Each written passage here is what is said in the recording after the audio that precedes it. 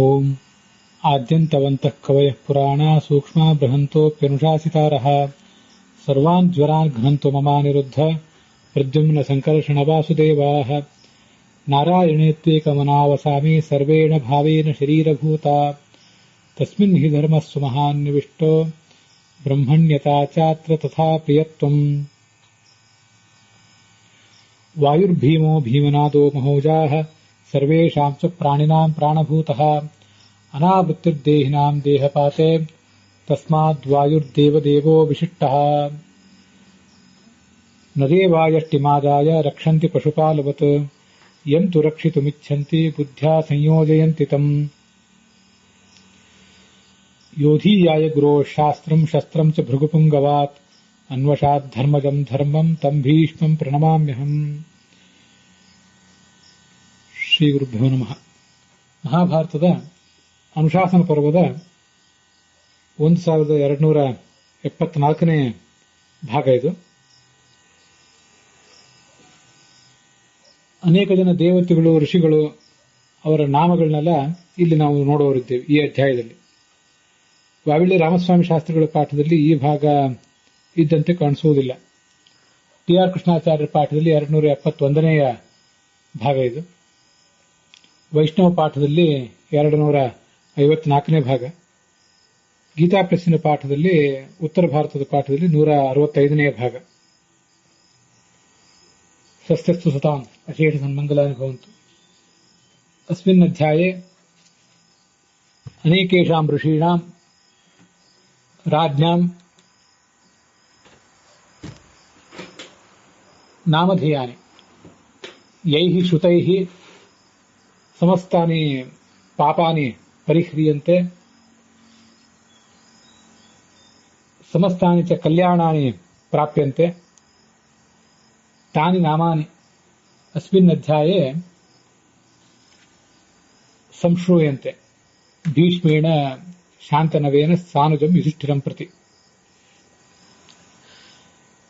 ಶರತಲ್ಪಗತಂ ಭೀಷ್ಮಂ ಪಾಂಡವೋಥ ಕುರುದ್ವಹಃ ಯುಧಿಷ್ಠಿರೋ ಹಿತಪ್ರೇಪ್ಸುಃ ಅಪೃಚ್ಛತ್ ಕಲ್ಮಷಾಪಹಂ. ಭೀಷ್ಮಃ ಶಾಂತನವಃ ಶರತಲ್ಪಗತಃ ಬಭೂವ. ತಮೇನಂ ಭೀಷ್ಮಂ ಕುರುದ್ವಹಃ ಯುಧಿಷ್ಠಿರಃ ಸಾನುಜಃ ಪಾಂಡವಃ ಸಕಲಲೋಕಹಿತಪ್ರೇಪ್ಸುಃ ಯೈಃ ಪ್ರಶ್ನೈಃ ಕೃತೈಃ ಪರಿಹೃತೈಶ್ಚ ಸಮಸ್ತಸ್ಯ ಲೋಕಸ್ಯ ಕಲ್ಯಾಣಂ ಭವತಿ.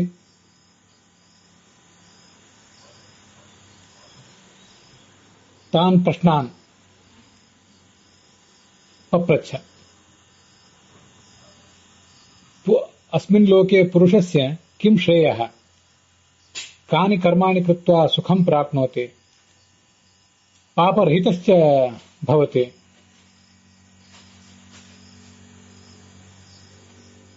ಸಮಸ್ತಾನಿ ದೈಹಿಕಾನಿ ಮಾನಸಿಕಾನಿ ಚ ಮಲಾನಿ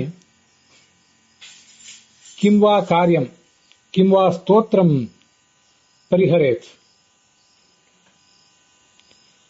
ತಾದೃಶಂ ಕಾರ್ಯಮೇಕಂ ಉಪದಿಶನಃ ಇತಿ ಭೀಷ್ಮಂ ಯುಧಿಷ್ಠಿರಃ ಪಪ್ರಚ್ಛ.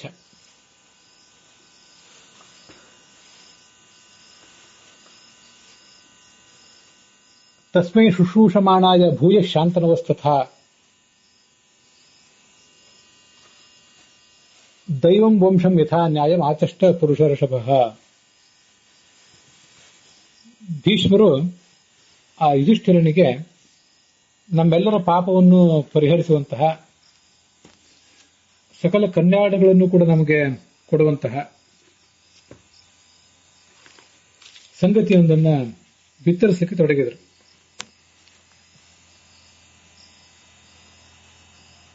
ಪ್ರತಿದಿನ 3 ಸಂಧ್ಯೆಗಳಲ್ಲಿಯೂ ಕೂಡ ಋಷಿಗಳ, ದೇವತೆಗಳ ವಂಶವನ್ನು ಪಠನ ಮಾಡಬೇಕು. ಹಾಗೆ ಮಾಡಿದ್ದಾದರೆ ಹಗಲಿನ ಹೊತ್ತು, ಸಾಯಂಕಾಲದ ಹೊತ್ತು ನಮ್ಮೆಲ್ಲ ಇಂದ್ರಿಯಗಳ ಮೂಲಕ ತಿಳಿದೋ ತಿಳಿಯದೋ ಮಾಡಿದಂತಹ ಅನೇಕ ಪಾಪಗಳನ್ನೆಲ್ಲ ಮನುಷ್ಯ ತೊಳ್ಕೋತಾನೆ. ಆ ಮನುಷ್ಯ ಯಾವತ್ತೂ ಕುರುಡನಾಗೋದಿಲ್ಲ, ಕಿವುಡನಾಗೋದಿಲ್ಲ. ನಾಂಧೋನ ಬದಿರಕ್ಕಾಲೆ ಕುರುತೆ ಸ್ವಸ್ತಿಮಾನ್ಸದ. ಕುರುಡನಾಗುವುದಿಲ್ಲ, ಕಿವುಡನಾಗುವುದಿಲ್ಲ ಅಂತ ಹೇಳಿದ್ದಕ್ಕೆ ಹೀಗೆ ಅರ್ಥ ಹೇಳಬಹುದು. ಪ್ರಾರಬ್ಧ ಕರ್ಮಕ್ಕನುಸಾರವಾಗಿ ಮನುಷ್ಯ ಬಾಹ್ಯ ಕಿವಿ ಮತ್ತೆ ಬಾಹ್ಯ ಕಣ್ಣು, ಹೊರಗಣ್ಣು, ಹೊರಗಿವಿ ಇದನ್ನು ಕಳ್ಕೋಬಹುದು. ಆದರೆ ಮನುಷ್ಯನಿಗೆ, ಸಾಧಕನಿಗೆ ಇಂಥ ಎಲ್ಲ ಜ್ಞಾನ ಇದ್ದದ್ದಾದ್ರೆ ಒಳಗಣ್ಣು ಯಾವತ್ತೂ ತೆರೆದೇ ಇರ್ತದೆ. ಹೊರಗಣ್ಣು ಹೋಗ್ಬೋದು, ಒಳಗಣ್ಣು ಯಾವತ್ತೂ ತೆರೆದೇ ಇರ್ತದೆ. ಒಳಗಿವಿ ಯಾವತ್ತೂ ತೆರೆದೇ ಇರ್ತದೆ. ಕಲ್ಯಾಣವನ್ನು ಹೊಂದುತ್ತಾನೆ.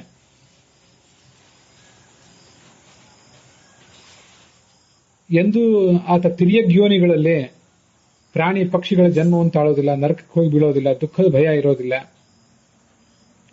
ಮರಣ ಕಾಲದಲ್ಲಿಯೂ ಕೂಡ ಅವನಿಗೆ ಮೋಹ ಬರೋದಿಲ್ಲ ಅಂತ ಇದ್ದಾರೆ. ಅದೊಂದು ಮಹತ್ವದ ವಿಷಯನೇ. ನಾವು ಮತ್ತು ನಮ್ಮಂಥವರು ಇವತ್ತು ಅದೆಷ್ಟೋ ಜನ ಒಂದಿಷ್ಟು ಶ್ರವಣ, ಒಂದಿಷ್ಟು ಮನನ ಮಾಡಿ ಒಂದು ಸ್ವಲ್ಪ ಆದರೂ, ಬಹಳ ಅಲ್ಲದೆ ಹೋದರೂ ಸ್ವಲ್ಪ ಆದರೂ ಜ್ಞಾನವನ್ನು ಸಂಪಾದನೆ ಮಾಡಿದ್ದೇವೆ. ಆದರೆ ಮತ್ತೆ ಮನುಷ್ಯ ಜನ್ಮ ಬಂದೀತ, ಜ್ಞಾನ ಕಾರ್ಯ ಮಾಡಲಿಕ್ಕೆ ಬೇಕಾದಂತಹ ಅನುಕೂಲಗಳು ನಮಗೆ ಮತ್ತೆ ಸಿಕ್ಕಾವ ಅಂತ ನಾವು ಯಾವತ್ತೂ ಕೂಡ ಚಡಪಡಿಸ್ತಾ ಇರ್ತೇವೆ. ಎಲ್ಲರೂ ಚಡಪಡಿಸ್ತಾರೆ ಅಂತಲ್ಲ, ವಿವೇಕ ಇದ್ದವರು ಚಡಪಡಿಸ್ತಾರೆ. ಮನುಷ್ಯ ಇದ್ದಾಗಲೇ ತತ್ವಜ್ಞಾನಕ್ಕಾಗಿ ಪ್ರಯತ್ನಿಸ್ತಾನೆ ಅಂತ ಅನ್ನೋದನ್ನ ನಿಶ್ಚಿತವಾಗಿ ಹೇಳುವುದು ಕಷ್ಟ. ಇನ್ನ ಪ್ರಾಣಿ ಪಕ್ಷಿಗಳ ಜನ್ಮವನ್ನೇ ತಾಳಿಬಿಟ್ರೆ ಗತಿ ಏನು? ನರಕಕ್ಕೆ ಹೋಗಲಿಕ್ಕೆ ಹೆಚ್ಚೇನು ಚಿಂತೆ ಮಾಡಬೇಕಾಗಿಲ್ಲ. ಹೋದರೆ ಇಲ್ಲಿ ಮಾಡಿದ ಪಾಪಗಳ ಶಿಕ್ಷೆಯನ್ನು ಅನುಭವಿಸಿ ಮರಳಿ ಬಂದೆವು. ಆದರೆ ಪ್ರಾಣಿ ಪಕ್ಷಿಗಳ ಜನ್ಮವನ್ನು ತಾಳಿದರೆ ಸಮಯ ವ್ಯರ್ಥ ಆಗ್ತದಲ್ಲ, ಅದಕ್ಕೆ ಮಾಡುವುದೇನು? ಇದೊಂದು ದೊಡ್ಡ ಚಿಂತೆ, ವಿವೇಕಿಗಳನ್ನ ಕಾಡುವ ಚಿಂತೆಯೇ ಒಂದಿದು. ಅವಿವೇಕಿಗಳ ವಿಷಯವೇ ಇದಲ್ಲ, ವಿವೇಕಿಗಳ ವಿಷಯ. ಅದಕ್ಕಾಗಿ ಇದನ್ನೆಲ್ಲವನ್ನೂ ಕೇಳಬೇಕು ಅಂತ ಹೇಳ್ತಿದ್ದಾರೆ.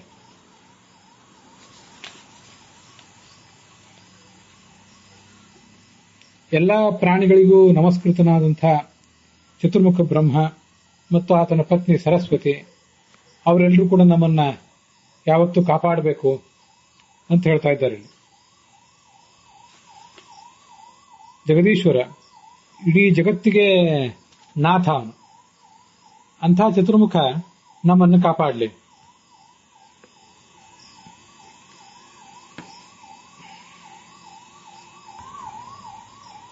ಮತ್ತೆ ವಿಷ್ಣು ನಾರಾಯಣ ಅವನು ಕೂಡ ನಮ್ಮನ್ನು ಕಾಪಾಡಲಿ.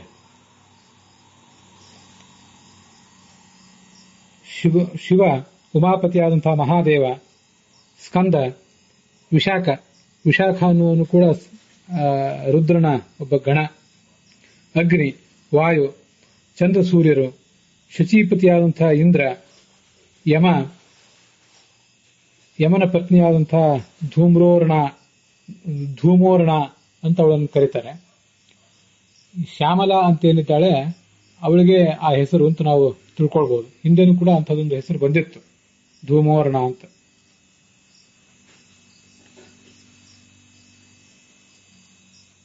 ವರುಣನ ಪತ್ನಿ ಗೌರಿ ಅನ್ನುವವಳು, ಅವರಿಬ್ಬರು, ಮತ್ತೆ ವೃದ್ಧಿ ಸಮೇತನಾದಂಥ ಕುಬೇರ, ಇವರಿಬ್ಬರು ನಮ್ಮನ್ನು ಕಾಪಾಡಬೇಕು. ಸುರಭಿದೇವಿ, ಗೋಮಾತೆ ಸುರಭಿದೇವಿ, ವಿಶ್ರವಸ್ ಮಹರ್ಷಿ, ಮತ್ತೆ ಸಂಕಲ್ಪ ಅನ್ನುವಂಥ ಒಬ್ಬ ದೇವತೆ. ಸಂಕಲ್ಪ ಅಂತ ಇಲ್ಲಿ ಶಬ್ದ ಇದೆ. ಕೆಲವು ಕಡೆ ವೈಷ್ಣವ ಪಾಠದಲ್ಲಿ ಷಟ್ಕಾಲ ಅಂತಿದೆ. ಉತ್ತರ ಭಾರತದ ಪಾಠದಲ್ಲಿ ಮತ್ತೆ ದಕ್ಷಿಣ ಭಾರತದ ಟಿ.ಆರ್. ಕೃಷ್ಣಾಚಾರ್ಯರ ಪಾಠದಲ್ಲಿ ಸಂಕಲ್ಪ ಅಂತ ಹೀಗೆ ಶಬ್ದ ಇದೆ. ಆ ಸಂಕಲ್ಪ ಅಂತ ಅರ್ಥ ಇದ್ದದ್ದಾದ್ರೆ ಸಂಕಲ್ಪದ ಅಭಿಮಾನಿ ದೇವತಾ ಯಾರು ಅಂತ ನಾವು ಆಲೋಚನೆ ಮಾಡಬೇಕು. ಅದನ್ನು ಛಾಂದೋಗ್ಯ ಭಾಷ್ಯದ 7ನೇ ಅಧ್ಯಾಯದಲ್ಲಿ ಈ 4ನೇ ಖಂಡದಲ್ಲಿ ತಥಾ ತಸ್ಮಾದ್ವರೋ ಮಿತ್ರಃ ಮುಕ್ತೌ ಸಂಕಲ್ಪ ದೇವತಾ ಅನ್ಹಿ ಸಂಕಲ್ಪಯೇದ್ಯಸ್ಮಾತ್ ಸ್ವಪ್ಸ್ಯಂತಿ ನಿಶಿಯತ್ತತಃ ಅಂತ ವರ್ಣನೆ ಮಾಡಿದ್ದಾರೆ. ರಾತ್ರಿ ಹೊತ್ತು ಎಲ್ಲಾ ಜೀವಿಗಳು ನಿದ್ರಿಸ್ತಾ ಇರ್ತಾರೆ. ಅವುಗಳಿಗೇನು ಸಂಕಲ್ಪ ಇರೋದಿಲ್ಲ, ಏನು ಆಲೋಚನೆ, ಹೀಗೆ ಮಾಡಬೇಕು ಹಾಗೆ ಮಾಡಬೇಕು ಅನ್ನುವಂತಹ ಯಾವುದೇ ಆಲೋಚನೆ ಅವುಗಳಿಗಿರೋದಿಲ್ಲ. ಹಗಲು ಹೊತ್ತಿನಲ್ಲಿ ಅನೇಕ ಸಂಕಲ್ಪಗಳನ್ನು ನಾವು ಮಾಡ್ತಾ ಇರ್ತವೆ. ಆ ಎಲ್ಲಾ ಸಂಕಲ್ಪಗಳಿಗೂ ಅಭಿಮಾನಿ ದೇವತಾ ಮಿತ್ರ ಅಂತ ನಾವು ತಿಳ್ಕೊಳ್ಬಹುದು. ಆದ್ರಿಂದ ಸಂಕಲ್ಪ ಅನ್ನುವ ಪಾಠ ನನಗೆ ಹೆಚ್ಚು ಕಡೆ ಕಂಡಿದೆ. ಆದ್ರಿಂದ ಸಂಕಲ್ಪಾಭಿಮಾನಿಯಾದ ಮಿತ್ರ ಅಂತ ನಾವು ತಿಳ್ಕೊಳ್ಬೇಕು. ಅನೇಕ ದೇವತೆಗಳ ಬಗ್ಗೆ ನಾವಿಲ್ಲಿ ಅಧ್ಯಯನ ಮಾಡ್ತಾ ಇದ್ದೇವೆ, ಶ್ರವಣ ಮಾಡ್ತಿದ್ದೇವೆ. ಆ ಎಲ್ಲ ದೇವತೆಗಳು ನಮ್ಮ ಜೀವಮಾನದಲ್ಲಿ ಏನು ಪಾತ್ರವನ್ನು ವಹಿಸ್ತಾರೆ ಅನ್ನೋದನ್ನು ನೋಡ್ತಾ ಇದ್ದೇವೆ. ಹಾಗಿರುವಾಗ ಸಂಕಲ್ಪಾಭಿಮಾನಿಯಾದಂತಹ ಮಿತ್ರ, ಅವನಿಗೆ ನಮ್ಮ ಜೀವಮಾನದಲ್ಲಿ ಮಹತ್ವದ ಸ್ಥಾನ ಇದೆ. ನಮ್ಮೆಲ್ಲ ಸಂಕಲ್ಪಗಳಿಗೆ ಅವನು ಪ್ರೇರಕ, ಅವನನ್ನ ಸ್ಮರಿಸಬೇಕು. ಮುಂದೆ ವರುಣ, ಸಾಗರ ಅಂತಿದೆ, ಸಾಗರದ ವರುಣ. ಮಿತ್ರ ಮತ್ತು ವರುಣರನ್ನೆಲ್ಲ ವೇದದಲ್ಲಿಯೂ ಕೂಡ ಒಟ್ಟೊಟ್ಟಿಗೆ ಪ್ರಯೋಗ ಮಾಡ್ತಾ ಇರ್ತಾರೆ. ಆ ಸಾಗರ, ಗಂಗೆ ಮೊದಲಾದ ನದಿಗಳು ಅವನ ಪತ್ನಿಯರು, ಮರುದ್ಗಣಗಳು, ವಾಲಖಿಲ್ಯರು, ಮತ್ತೆ ವೇದವ್ಯಾಸ ಋಷಿಗಳು, ನಾರದ, ಪರ್ವತ, ವಿಶ್ವಾವಸು, ಮತ್ತೆ ಹಹಾಹುಹು ಅನ್ನುವ ಗಂಧರ್ವರು, ತುಂಬುರು ಮತ್ತೆ ಚಿತ್ರಸೇನರು, ಅನೇಕ ದೇವದೂತರು.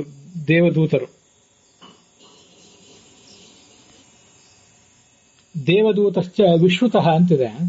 ಆ ದೇವದೂತಶ್ಚ ವಿಶ್ರುತಃ ಅನ್ನೋದನ್ನ ಇವರು ಪ್ರಖ್ಯಾತನಾದಂತಹ ದೇವದೂತ, ವಿಖ್ಯಾತನಾದಂತಹ ದೇವದೂತ ಅಂತೆಲ್ಲ ಅನುವಾದ ಮಾಡಿದ್ದಾರೆ. ಅದು ಯಾಕೋ ನನಗೆ ಸರಿ ಕಾಣಿಸೋದಿಲ್ಲ. ವಿಶ್ರುತ ಅಂತಿದೆಯಲ್ಲ, ವಿಶ್ರುತ ಅನ್ನೋದು ಅವನ ಹೆಸರೇ ಇದ್ದಿರಬೇಕು.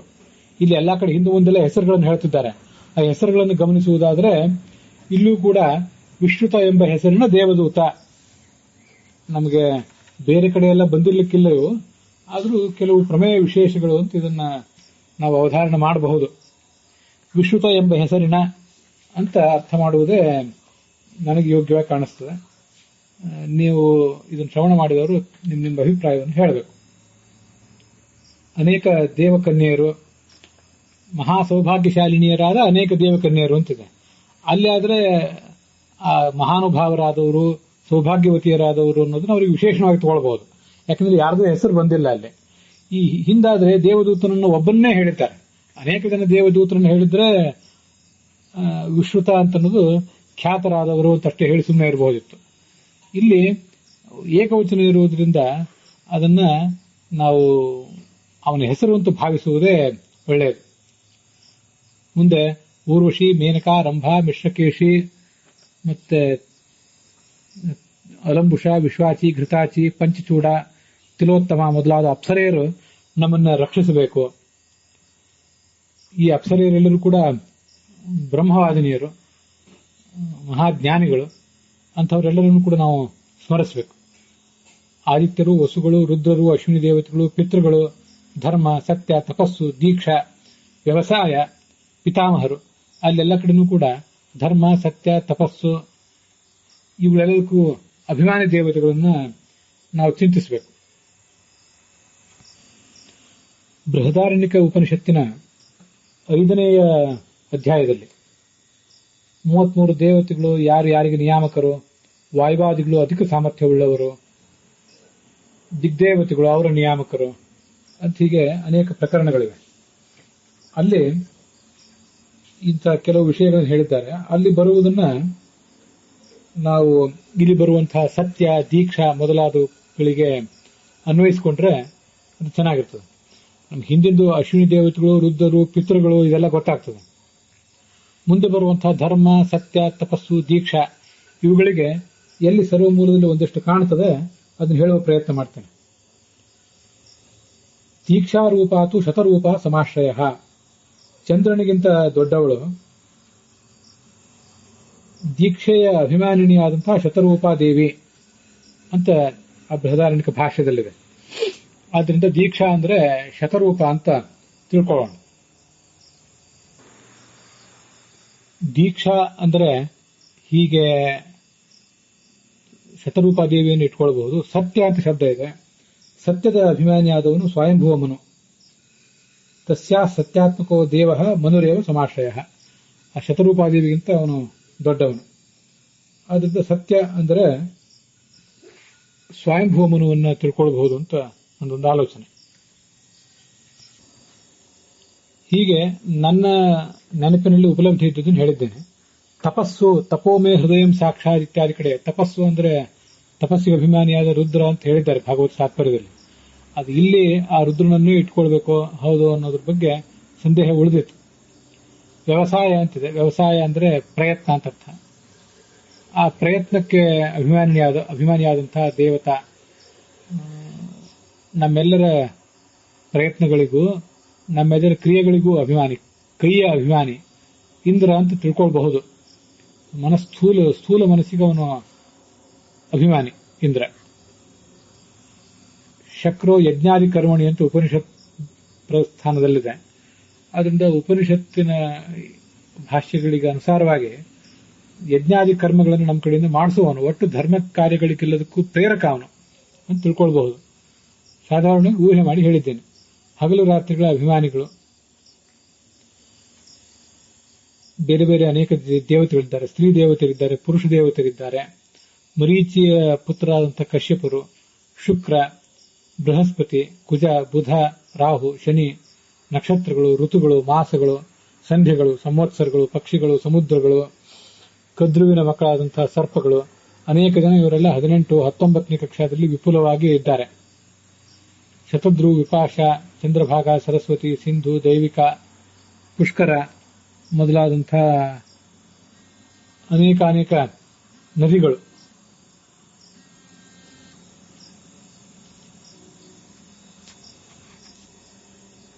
ಗಂಗಾ, ಕಪಿಲ, ನರ್ಮದಾ. ಇನ್ನೊಂದು ವಿಚಿತ್ರವಾದ ನದಿ ಕಂಪುನ ಅಂತ ಕೆಲವು ಕಡೆ ಇದೆ, ಕಲಂಪುನ ಅಂತ ಇನ್ನು ಕೆಲವು ಕಡೆ ಇದೆ. ಅಂಥದ್ದೊಂದು ನದಿ. ವಿಶಲ್ಯ, ಕರತೋಯ, ಅಂಬುವಾಹಿನಿ, ಸರಯು, ಗಂಡಕಿ, ಲೋಹಿತ್ಯ, ತಾಮ್ರಾರುಣ, ವೇದವತಿ, ಕಾವೇರಿ, ಮಂದಾಕಿನಿ, ಕೃಷ್ಣವೇಣಿ, ತುಂಗಭದ್ರಾ ಮೊದಲಾದ ನದಿಗಳು. ಪ್ರಯಾಗ, ಪ್ರಭಾಸ ಮತ್ತು ನೈಮಿಷಾರಣ್ಯ, ಮಾನಸ ಸರೋವರ ಮತ್ತು ಶಿವನ ಆವಾಸ ಸ್ಥಾನವಾದಂತಹ ಕೈಲಾಸ ಮತ್ತು ಕುರುಕ್ಷೇತ್ರ, ತಪೋದಾನ, ಜಂಬೂ ಮಾರ್ಗ ಮೊದಲಾದ ಪವಿತ್ರ ತೀರ್ಥಗಳು. ಹಿರಣ್ವತಿ, ವಿತಸ್ತ, ಪ್ಲಕ್ಷವತಿ, ವೇದಸ್ಮೃತಿ, ವೇದವತಿ, ಮಾಲವ, ಅಶ್ವವತಿ ಮೊದಲಾದ ನದಿಗಳು. ನದಿಗಳ ಹೆಸರುಗಳು ಒಂದೊಂದು ಪಾಠದಲ್ಲಿಯೂ ಬೇರೆ ಬೇರೆ ರೀತಿಯಾಗಿರಬಹುದು. ಮಲವಾಸ, ಭೂಮಿಭಾಗ, ಪುಣ್ಯ, ಗಂಗಾದ್ವಾರ, ಋಷಿಕುಲ್ಯ ಮೊದಲಾದ ನದಿಗಳ ಹೆಸರು ಕೇಳಿ ಬರ್ತದೆ. ತ್ರಿದಿವ, ನೀಲಿಕಾ, ಸರಸ್ವತಿ ಮೊದಲಾದದ್ದು. ನಂದ, ಅಪರನಂದ, ಮಹಾಹೃದ ಅನ್ನುವ ತೀರ್ಥ, ಗಯಾ, ಫಲ್ಗು ತೀರ್ಥ, ಹೀಗೆ ಅನೇಕ ನದಿಗಳಿವೆ. ಧರ್ಮಾರಣ್ಯ, ದೇವನದಿ ಮತ್ತೆ ಪುಷ್ಕರ ತೀರ್ಥ, ಅದು ಚತುರ್ಮುಖ ಬ್ರಹ್ಮನಿಂದ ನಿರ್ಮಿತವಾದದ್ದು ಅಂತ ಹೇಳ್ತಾರೆ. ಹಿಮಾಲಯ ಪರ್ವತ, ಅಲ್ಲಿರುವಂತಹ ನಾನಾ ಥರದ ಧಾತುಗಳು, ತೀರ್ಥಗಳು.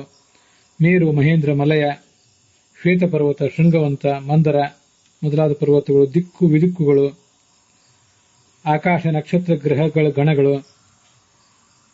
ಇಲ್ಲಿ ಅನೇಕ ಜನ ದೇವತೆಗಳ ಬಗ್ಗೆ ಹೇಳಿದ್ದಾರೆ, ಅನೇಕ ಜನ ಬಗ್ಗೆ ಹೇಳಿಲ್ಲ. ಕೀರ್ತಿತಾಹ ಅಕೀರ್ತಿತಾಹ ಮಯ, ಕೆಲವನು ಹೇಳಿದ್ದೇನೆ, ಕೆಲವನು ಹೇಳಲಿಲ್ಲ. ಅವೆಲ್ಲರೂ ಕೂಡ ರಕ್ಷಿಸಬೇಕು. ಪಾಂತು ವಹ ಸತತಂ ದೇವಾಹ,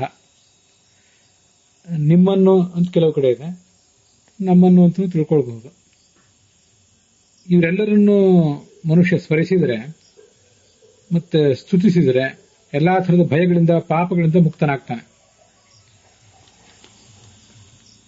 ಇನ್ನು ಮುಂದೆ ಕೆಲವು ಜನ ಋಷಿಗಳು, ಬ್ರಹ್ಮರ್ಷಿಗಳು, ಅವರ ನಾಮಗಳನ್ನು ಹೇಳ್ತೇನೆ. ಯವಕ್ರೀತ, ರೈಭ್ಯ ಮೊದಲಾದ ಋಷಿಗಳು. ಹಿಂದೆ ವನಪರ್ವದಲ್ಲಿ ಅವ್ರ ಕಥೆಗಳು ಬಂದಿದೆ. ಕಕ್ಷಿವಾನ್, ಔಷಿಜ, ಭೃಗು, ಅಂಗಿರಸ್, ಕಣ್ವ, ಮೇಧಾತಿಥಿ ಇವರೆಲ್ಲರೂ ಕೂಡ ಪೂರ್ವ ದಿಕ್ಕಿನಲ್ಲಿದ್ದಾರೆ. ಉಲ್ಮುಚ, ಪ್ರಮುಚ, ಮುಮುಚ, ಸ್ವಸ್ತ್ಯಾತ್ರೇಯ, ಅಗಸ್ತ್ಯ, ಮಿತ್ರಾವರುಣಯೋ ಪುತ್ರ ತಥಾ ಅಗಸ್ತ್ಯ ಪ್ರತಾಪವಾನ್ ಅಂತಿದೆಯಲ್ಲ, ಅದನ್ನ ಕೆಲವರು ಮಿತ್ರಾವರುಣರ ಮಗರಾದಂಥ ಭೃಗು ಅಂತ ಮಾಡಿದ್ದಾರೆ, ಅಗಸ್ತ್ಯ ಅಂತ ಒಂದು ಪ್ರತ್ಯೇಕವಾಗಿ ತಗೊಂಡಿದ್ದಾರೆ. ಹಾಗಾಗಿ ಮಿತ್ರಾವರುಣಯೋ ಪುತ್ರ ಅನ್ನೋ ಶಬ್ದದಿಂದ ಅವರು ಭೃಗುವನ್ನೇ ಹೇಳಿದಂತಾಯ್ತು. ಆದರೆ ವಸ್ತುತಃ ಮಿತ್ರಾವರುಣಯೋ ಪುತ್ರ ಅನ್ನೋದು ಅಗಸ್ತ್ಯನಿಗೆ ಅನ್ವಿತ ಆಗಬೇಕು. ಯಾಕೆ ಹಾಗೆ ಅಂದ್ರೆ, ಈ ಮಿತ್ರ ಮತ್ತು ವರುಣ ಅಂತ ಇಬ್ಬರು ದೇವತೆಗಳು, ಅವರಿಬ್ಬರೂ ಕೂಡ ಊರ್ವಶಿಯನ್ನ ಮೋಹಿಸಿದ್ರು. ಆಗ ಅವರಿಬ್ಬರ ತೇಜಸ್ಸು ಕೂಡ ಸ್ಖಲಿತಾಯಿತು. ಅದನ್ನ ಒಂದು ಕುಂಭದಲ್ಲಿ ಅವರು ಇಟ್ಟರು ಅಂತ ವರ್ಣನೆ ಬರ್ತದೆ. ಆದ್ರಿಂದಲೇ ವಸಿಷ್ಠರು ಮತ್ತೆ ಅಗಸ್ತ್ಯರು ಹುಟ್ಟಿದರು. ಕುಂಭದಿಂದ ಹುಟ್ಟಿದ್ರಿಂದಲೇ ಅವರಿಗೆ ಕುಂಭ ಸಂಭವ ಅಂತ ಅಗಸ್ತ್ಯರಿಗೆ ಹೆಸರಿದೆ. ಹೀಗೆ ಅವರು ಮೈತ್ರಾವರುಣಿ ಅಂತ ಅಗಸ್ತ್ಯನನ್ನು ಕರೀತಾರೆ. ಇದು ಪದ್ಮಪುರಾಣ ಮತ್ತೆ ಸಭಾಪರ್ವ, ಶಾಂತಿ ಪರ್ವ ಇತ್ಯಾದಿ ಕಡೆಗಳಲ್ಲಿ ಬಂದಿದೆ, ಭಾಗವತ ಕಡೆ ಇತ್ಯಾದಿ ಕಡೆಗಳಲ್ಲಿ. ಮಿತ್ರಾವರುಣರ ಮಗ ಭೃಗು ಅಂತ ಹೇಳೋದು ಸರಿಯಲ್ಲ. ಭೃಗುವು ಕೇವಲ ವರುಣರ ಮಗ ಮಾತ್ರ. ವರುಣನ ಯಜ್ಞಕುಂಡದಿಂದ ಅವನು ಜನಿಸಿದ. ಭೃಗುರ್ವೈ ವಾರುಣಿಹಿ ಅಂತ ಮಹಾಭಾರತದ ಆದಿಪರ್ವದಲ್ಲಿ ಇತ್ಯಾದಿ ಕಡೆಗಳಲ್ಲಿ ಬಂದಿದೆ. ಹೀಗೆ ಮಿತ್ರಾವರುಣರ ಪುತ್ರ ಅಂತ ಕೇವಲ ಅಗಸ್ತ್ಯ ಅಂತ ತಿಳ್ಕೊಳ್ಬೇಕು. ಮತ್ತೆ ತ್ರಿಢಾಯು, ಊರ್ಧ್ವಬಾಹು ಮೊದಲಾದ ಋಷಿಗಳು ಇವರೆಲ್ಲ ದಕ್ಷಿಣ ದಿಕ್ಕಿನಲ್ಲಿದ್ದಾರೆ. ಪಶ್ಚಿಮ ದಿಕ್ಕಿನಲ್ಲಿರುವಂತಹ ದೇವತೆಗಳ ಬಗ್ಗೆ ಮುಂದೆ ಹೇಳ್ತೇನೆ. ಉಷಂಗು ಮತ್ತೆ ಆತನ ಸಹೋದರರು ಇವರೆಲ್ಲ ಪಶ್ಚಿಮ ದಿಕ್ಕಿನಲ್ಲಿದ್ದಾರೆ. ಪರಿವ್ಯಾಧ, ದೀರ್ಘತಮಸ್, ಗೌತಮ, ಕಾಶ್ಯಪ, ಏಕತ, ದ್ವಿತ, ತ್ರಿತ, ಅತ್ರಿಯ ಮಗನಾದಂಥ ದುರ್ವಾಸ, ಸಾರಸ್ವತ ಇವರೆಲ್ಲರೂ ಪಶ್ಚಿಮ ದಿಕ್ಕಿನಲ್ಲಿದ್ದಾರೆ.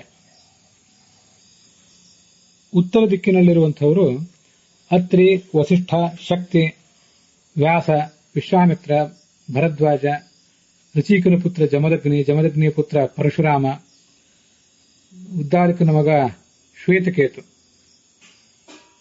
ಋಷಿರ ಔದ್ದಾಲಕಿಸ್ತಥಾ ಶ್ವೇತಕೇತು, ಕೋಹಲ, ವಿಪುಲ, ಧೌಮ್ಯ, ಲೋಮಶ, ನಾಚಿಕೇತ, ಲೋಮಹರ್ಷಣ ಇವರೆಲ್ಲರೂ ಕೂಡ ಉತ್ತರ ದಿಕ್ಕಿನಲ್ಲಿ ಇದ್ದಾರೆ.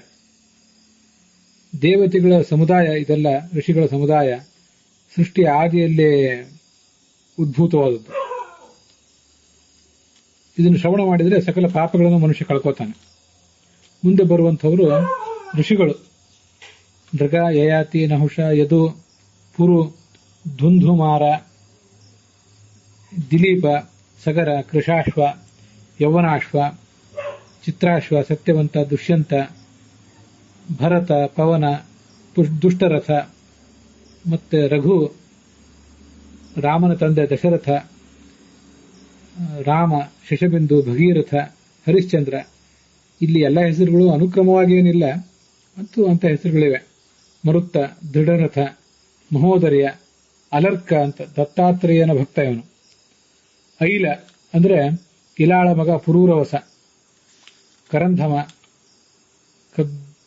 ಕದ್ಮೋರ ಅಥವಾ ಕದ್ಮೋರ ಬೇರೆ, ದಕ್ಷ ಬೇರೆ, ಅಂಬರೀಷ, ಕಕುರ, ರೈವತ, ಕುರು, ಸಂವರಣ, ಮಾಂಧಾತ, ಮುಚುಕುಂದ, ಜನ್ಹು ಋಷಿ, ಜನ್ಹು ಅನ್ನುವ ರಾಜ, ವೇನನ ಮಗ ಪೃಥು, ಮತ್ತೆ ಮಿತ್ರಭಾನು, ತ್ರಸದಸ್ಯು, ಮಹಾಭಿಷ, ನಿಮಿರಾಜ, ಅಷ್ಟಕ, ಆಯು, ಕ್ಷುಪ, ಕಕ್ಷೇಯು, ಪ್ರತರ್ಧನ, ದಿವೋದಾಸ, ಸುದಾಸ,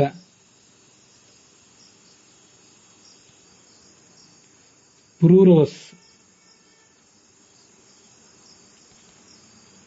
ನಳ, ಮನು ಪ್ರಜಾಪತಿ, ಹವಿಧ್ರ, ಬೃಹಧ್ರ, ಪ್ರತೀಪ, ಶಂತನು, ಅಜ, ಪ್ರಾಚೀನ ಬರ್ಹಿ, ಇಕ್ಷ್ವಾಕು, ಅನರಣ್ಯ, ಜಾನುಜಂಘ, ಕಕ್ಷಸೇನ.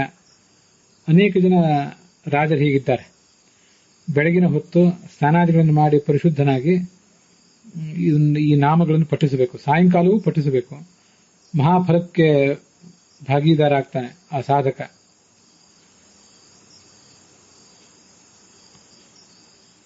ಮಾ ವಿಘ್ನಂ ಮಾಚಮೇ ಪಾಪಂ ಮಾಚಮೇ ಪರಿಪಂಥಿನಃ ಧ್ರುವೋ ಜಯೋ ಮೇ ನಿತ್ಯ ಸ್ಯಾತ್ ಪರತ್ರ ಚ ಶುಭಾಗತಿ. ನನ್ನ ಜೀವಮಾನದಲ್ಲಿ ನನಗೆ ಯಾವುದೇ ವಿಘ್ನ ಆಗದೇ ಇರಲಿ, ಮುಂದಿನ ಲೋಕದ ಪ್ರಯಾಣಕ್ಕೂ ಕೂಡ ವಿಘ್ನ ಆಗದೇ ಇರಲಿ, ಶತ್ರುಗಳಿಲ್ಲದೆ ಹೋಗಲಿ, ನನ್ನ ಪಾಪಗಳು ಪರಿಹಾರ ಕಾಣದೆ ಅಂತ ಭೀಷ್ಮರು ಪ್ರಾರ್ಥಿಸ್ತಾ ಇದ್ದಾರೆ. ಮುಂದಿನ ಅಧ್ಯಾಯದಲ್ಲಿ ಹೀಗೆ ವರ್ಣನೆ ಮಾಡ್ತಾರೆ. ಭೀಷ್ಮ ಹೀಗೆ ಶರತಲ್ಪದ ಮೇಲೆ ಮಲಗಿ ಧರ್ಮರಾಜನಿಗೆ ಧರ್ಮೋಪದೇಶ ಮಾಡಿದ. ಧರ್ಮರಾಜನು ತನ್ನ ಸಂಶಯಗಳೆಲ್ಲ ಪರಿಹರಿಸಿಕೊಂಡ. ಮುಂದೆ ಅವನು ಏನು ಹೇಳಿದ ಭೀಷ್ಮ, ಮತ್ತೆ ಈತ ಧರ್ಮರಾಜ ಏನು ಕೇಳಿದ, ಅದಕ್ಕೆ ವೈಶಂಪಾಯನರು ಹೀಗೆ ಹೇಳಿದರು. ಭೀಷ್ಮ ಇಷ್ಟೆಲ್ಲ ಉಪದೇಶ ಮಾಡಿ ಸುಮ್ಮನೆ ಆದ. ಅಲ್ಲಿರುವ ರಾಜರು, ಉಳಿದೆಲ್ಲ ಶ್ರೋತೃಗಳು ಕೂಡ ಚಿತ್ರದಲ್ಲಿ ಚಿತ್ರಿತವಾದ ವ್ಯಕ್ತಿಗಳಂತೆ ಸ್ತಬ್ಧರಾಗಿ ಕೂತ್ಕೊಂಡು ಬಿಟ್ರಂತೆ. ಮುಂದೆ ವ್ಯಾಸರು ಆ ಭೀಷ್ಮರಿಗೆ ಹೇಳಿದರು, ನಿನ್ನ ಉಪದೇಶವನ್ನು ಕೇಳಿ ನಮ್ಮ ಯುಧಿಷ್ಠಿರನಿಗೀಗ ತಾನು ರಾಜನಾಗಿ ಮಾಡಬೇಕಾದಂತಹ ಕರ್ತವ್ಯಗಳ ಜ್ಞಾನ ಆಗಿದೆ. ಎಲ್ಲ ಸಂಶಯಗಳನ್ನು ಅವನು ಕಳೆದುಕೊಂಡಿದ್ದಾನೆ. ನಿನ್ನ ಸೇವೆಯನ್ನು ಮಾಡಿದ್ದಾನೆ. ಇವರೆಲ್ಲರೂ ಈಗ ಪಟ್ಟಣಕ್ಕೆ ಹೋಗಲಿಕ್ಕೆ ನೀನು ಅನುಮತಿ ಕೊಡು ಅಂತ ಹೇಳಿದಾಗ ಭೀಷ್ಮರು ಹೇಳಿದರು, ಪ್ರವಿಶಸ್ವ ಪುರೀಂ ರಾಜನ್, ಪಟ್ಟಣಕ್ಕೆ ಹೋಗು, ಮನಸ್ಸಿನ ಆತಂಕ ದೂರನಾಗಲಿ, ಅನೇಕ ಯಜ್ಞಗಳನ್ನು ಮಾಡು, ಭಗವಂತನನ್ನು ಆರಾಧಿಸು, ನಿತ್ಯ ದೇವತೆಗಳನ್ನ ಪಿತೃಗಳನ್ನ ತೃಪ್ತ ಮಾಡು, ನಿನಗೆ ಶ್ರೇಯಸ್ಸಾಗಲಿ, ಎಲ್ಲಾ ಪ್ರಜೆಗಳನ್ನು ನೀನು ಆಳು, ಮಂತ್ರಿಗಳನ್ನು ರಕ್ಷಿಸು, ಸಹೋದರರನ್ನು ಕೂಡ ಪ್ರೀತಿಸು, ಅವರಿಗೆ ಬೇಕಾದ ಎಲ್ಲ ಭೋಗ ಭಾಗ್ಯಗಳನ್ನು ಕೊಡು. ಚೈತ್ಯ ಸ್ಥಾನೇ ಸ್ಥಿತಂ ವೃಕ್ಷಂ, ದೇವಾಲಯದ ಬಳಿ ಇರುವಂತಹ ಒಂದು ದೊಡ್ಡ ವೃಕ್ಷವನ್ನ ಅಲ್ಲಿರುವಂತಹ ಎಲ್ಲಾ ಜೀವಿಗಳು ಕೂಡ, ಸುತ್ತಮುತ್ತ ಇರುವಂತಹ ಅನೇಕ ಪಕ್ಷಿಗಳು ಮೊದಲಾದವು ಎಲ್ಲವೂ ಆಶ್ರಯಿಸಿ ಬರುತ್ತವೆ. ಅದರಂತೆ ಮಹಾವೃಕ್ಷದಂತೆ ನೀನಿರಬೇಕು. ನಿನ್ನನ್ನು ಅನುಸರಿಸಿ ಇವರೆಲ್ಲರೂ ಬದುಕಲಿ. ಅನುಗಂತವ್ಯಂಚ ಭವತ ಆಗಂತವ್ಯಂಚ ಭವತ ಸಮಯೇ ಮಮ ಪಾರ್ಥಿವ ವಿನಿವೃತ್ತೇ ದಿನಕರೇ ಪ್ರವೃತ್ತೇ ಚ ಉತ್ತರಾಯಣೆ. ದಕ್ಷಿಣಾಯನ ಮುಗಿತ ಬಂದಿದೆ, ನೀನು ಉತ್ತರಾಯಣ ಬರುವ ಕಾಲ ಬಂದಿದೆ, ಆಗ ನೀನು ನನ್ನ ಬಳಿಗೆ ಮತ್ತೆ ಬರಬೇಕು. ಯುಧಿಷ್ಠಿರ ಹಾಗೇ ಆಗಲಿ ಅಂತ ಹೇಳಿ ಆ ಪಿತಾಮಹರಿಗೆ ನಮಸ್ಕಾರ ಮಾಡಿ ಹಸ್ತಿನಾವತಿಗೆ ಪ್ರಯಾಣ ಮಾಡಿದ. ಗಾಂಧಾರಿ, ಧೃತರಾಷ್ಟ್ರ, ಕೃಷ್ಣ, ಉಳಿದ ಪಟ್ಟಣದ ಪೌರರು, ಅನೇಕ ಜನ ಸಾಮಂತ ರಾಜರು ಎಲ್ಲರೂ ಕೂಡ ಹಸ್ತಿನಾವತಿಗೆ ಅಲ್ಲಿಂದ ತೆರಳಿದರು.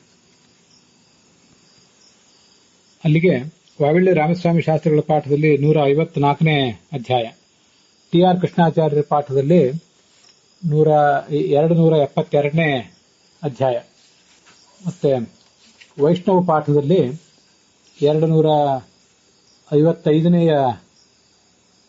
ಅಧ್ಯಾಯ, ಉತ್ತರ ಭಾರತದ ಗೀತಾ ಪ್ರೆಸ್ಸಿನ ಪಾಠದಲ್ಲಿ 166ನೇ ಅಧ್ಯಾಯ ಇವು ಸಮಾಪ್ತವಾಗಿದೆ. ಇವತ್ತಿನ ಭಾಗವು ಕೂಡ ಇಲ್ಲಿಗೆ ಸಮಾಪ್ತ ಆಗಿದೆ.